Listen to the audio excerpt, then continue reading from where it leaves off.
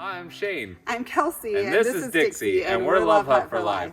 We have now been on the road for 56 weeks in our self-built truck bed camper / tiny home on wheels. That's right, and we are still in Missouri, still in the Mark Twain National Forest, because last week when we were hanging out at Greer Spring, we ran into a really cool local, and when we got back to our truck, this was waiting for us, a map full of all of his favorite places in the Mark Twain that we needed to check out. So this one's for you, Jay-Z, the geologist. I hope you all had just as good of a Thanksgiving as we did. Make sure you leave us a comment below and tell us about yours and what you think about this video. And hit subscribe if you got a minute. Last week we were hanging out in the Mark Twain National Forest in Missouri, and after finding 3 absolutely gorgeous natural springs, we knew that we just couldn't pack up and leave yet.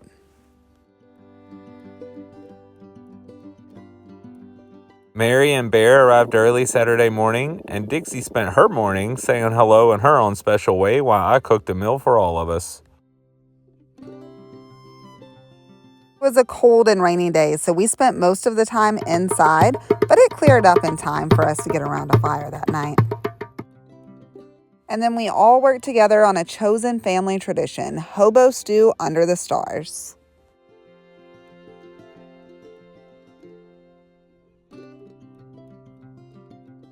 The next morning, I helped Mary tire out the pups as the 3 of them prepared for their trip south to Texas.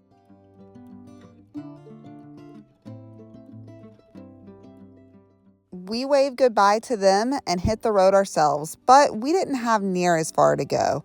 We weren't ready to say goodbye to the Mark Twain National Forest yet. We found a free campground just inside the forest on Pine Lake, and we thought it would be the perfect place to spend our first night alone in quite some time.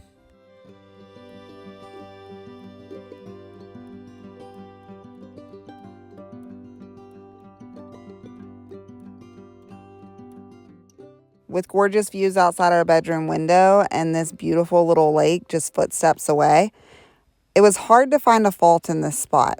It had almost everything we needed, but it didn't have cell phone service, and we had a video to upload, so we packed up and hit the road again.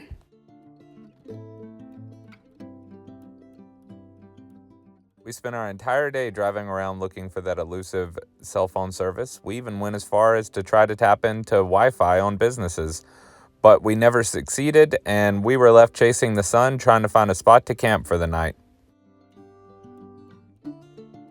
It got a little hairy there as those low limbs got harder and harder to see, but we found a safe spot for the night and even managed to find one with a concrete pad, which Shane was pretty happy about.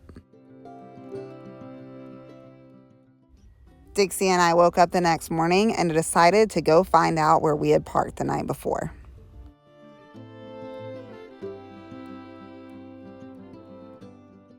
And I got started on a little problem we're having. One of the airbags in our air suspension system has a leak, and that means I need to lift the truck up and take the wheel off to gain access to it. This part is absolutely terrifying. Everything I love in danger at once.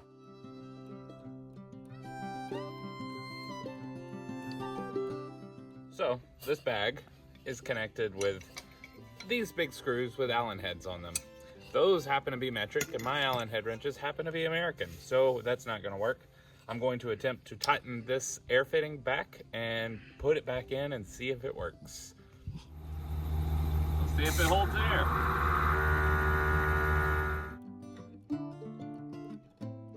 With the truck put back together, we were back on the road looking for cell phone service again.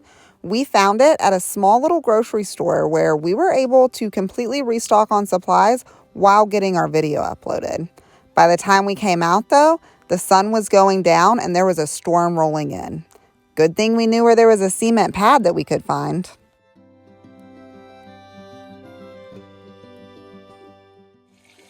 We warmed our bellies with hamburger steak and collard greens as we prepared for a cold, wet night.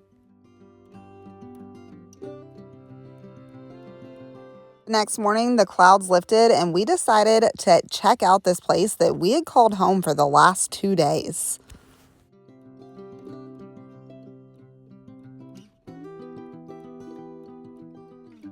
There's actually a free campground called Dunrovin with enough space for at least 8 other rigs, but we were the only ones around, so we had this gorgeous little river all to ourselves.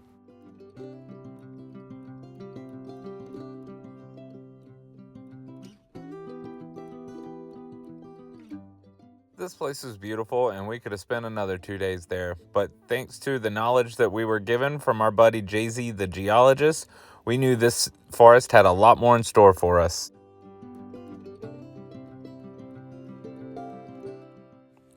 We hit the road again, going deep into the Mark Twain National Forest, down roads that we probably wouldn't take our caravan of vans down.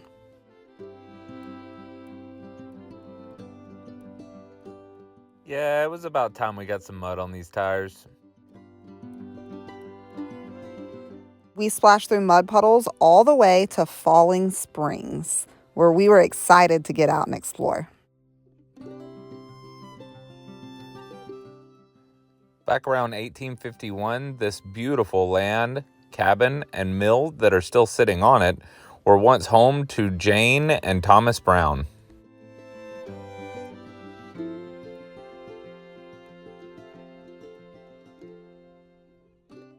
Shane and I are probably one of very few 21st century couples to walk into this home and say, wow, this place is really big.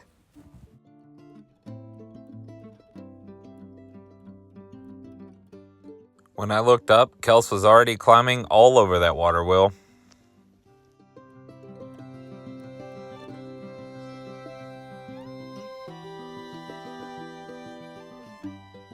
This particular mill was built between 1927 and 1929 and was used to grind corn for feed, saw out shingles, saw firewood, and even generate electricity on the site.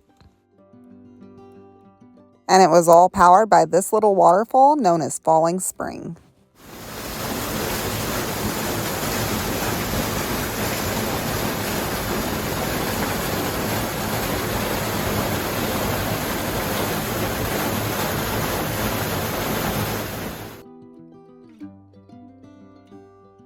Running out of daylight, so we hit the road again, looking for the perfect place to spend Thanksgiving.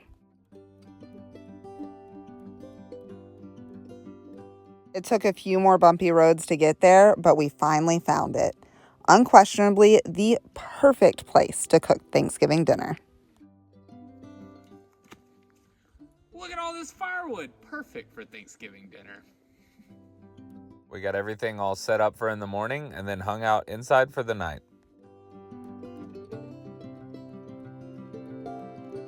Happy Thanksgiving, everyone. We woke up early in the morning and set a huge fire to warm our toes and look up at our surroundings, thankful for this beautiful life that we live together.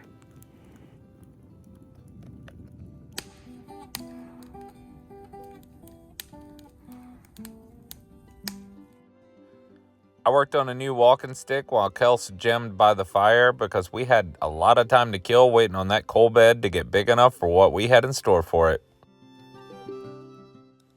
We, like so many others across America, were missing our families, but we weren't going to let that stop us from having a big Thanksgiving feast. Nor the fact that we don't have an oven. We managed to put on a feast that had bacon-wrapped turkey breast, mashed potatoes and gravy, green bean casserole, stuffing, and even pecan pie. All prepared over an open fire and all enjoyed underneath the stars in this absolutely gorgeous forest. We started our morning off with coffee and pecan pie and hit the road again.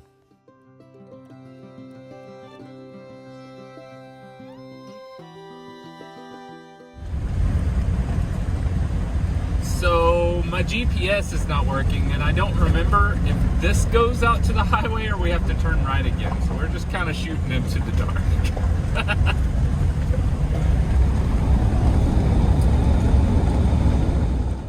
We managed to find Highway H and from there could use our paper map to get us to our next destination, Peck Ranch. 23,000 acres of ruggedly forested hills and hollers make up Peck Ranch. Just before the First World War, a guy named George Peck came from Chicago to build an iron mill and clear-cut this entire region to do so. Now it's a refuge for elk and other wildlife. We had no idea where we were going, so we decided to let our new friend Wiley the Coyote lead us on the way.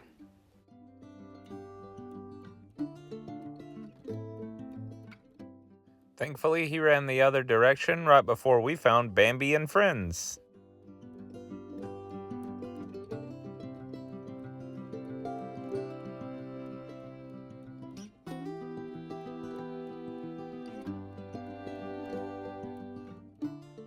We also found Pepe Le Pew and an elk that I wasn't quick enough to get on camera. We could have spent all day driving those dirt roads, but we knew just outside of the ranch was the place we wanted to see, Rocky Falls.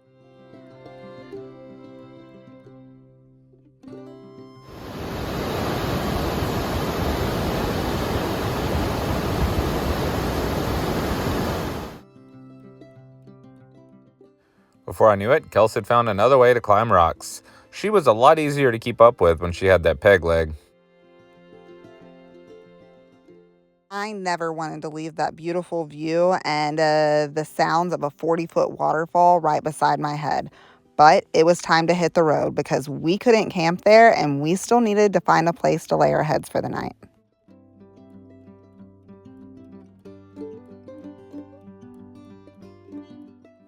We found it right before the sun went down and the moon came out.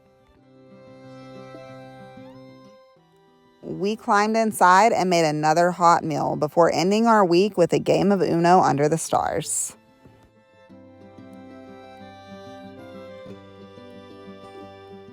All right, guys, we are super excited because we're about to end our tour of the Mark Twain National Forest with a trip to Alley Springs National Park. But we'd also like to take a minute and tell each and every one of you how thankful we are for you and following us along on this journey, and that we hope your Thanksgiving was as full of love and good food as ours was. If you haven't already done so, please take a moment to hit that subscribe button, the thumbs up, and comment below to let us know what you think. And you'll be looking out on Wednesday. We'll be posting a video on how we cook Thanksgiving dinner, hobo style. Peace out, guys. See you next week. Bye, y'all.